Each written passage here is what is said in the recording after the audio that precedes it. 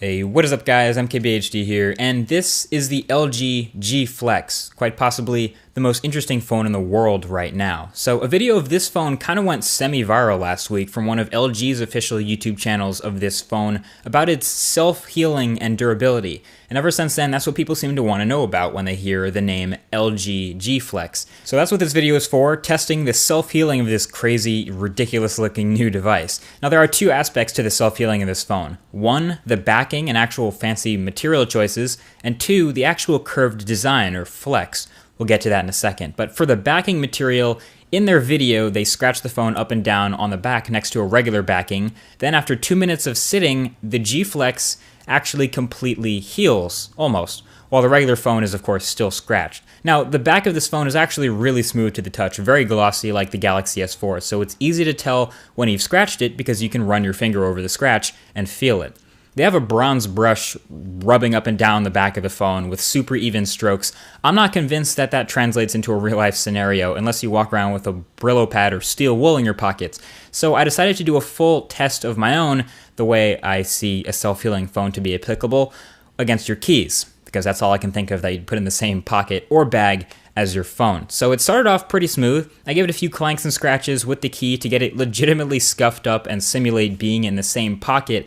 But the way I see it, I really don't like intentionally scratching new devices. So I did this for you guys, so thumbs up for that down below. But sure enough, after a few minutes, the scratches were mostly minimized. I say minimized, not completely gone, but definitely way less noticeable than when they were fresh. This would be awesome if you dropped your phone on the concrete and picked it back up, put it in your pocket, walked home, and then took it out of your pocket a few minutes later, and you'd barely even be able to tell you dropped your phone. Sounds great. But take a look back at that official video from LG, and you don't exactly have to have eagle eyes to see that that is an ad and that they're using optimal controlled conditions for that experiment. And part of those optimal controlled conditions that they chose was an air temperature of 27.4 degrees Celsius, which is 81 degrees Fahrenheit, the equivalent of a very warm summer day.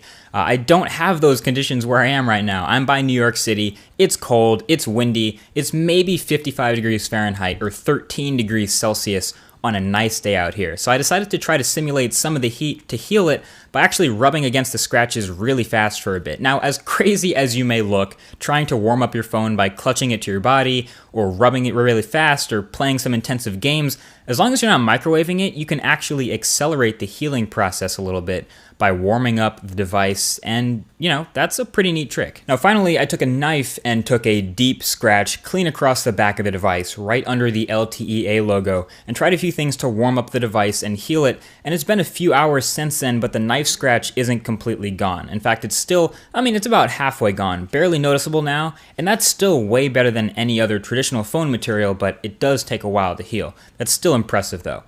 Now, the last part of this phone's self-healing has to do with the name.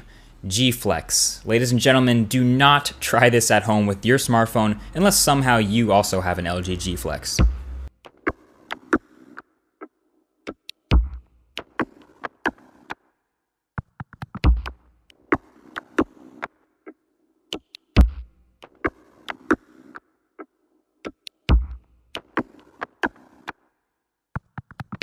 So basically, this phone can completely go flat from its curve, and it's not damaged at all. Internally, I have no idea what's going on here. It has a 3,500 milliamp hour battery, that's huge. It has a 6-inch display, that's also huge. And it has all the usual parts like processor, RAM, and everything, but it does hold up to the flexing just like they demonstrate in their ad, which is very impressive. Pretty much no other phone, especially the other curved ones that we're looking at, Samsung Galaxy Round, will come near this sort of resiliency.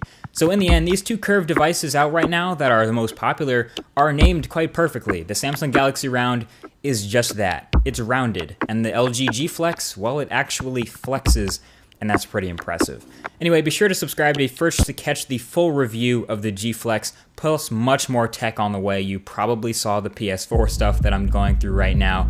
Thank you for watching, and I'll talk to you guys in the next video. Peace.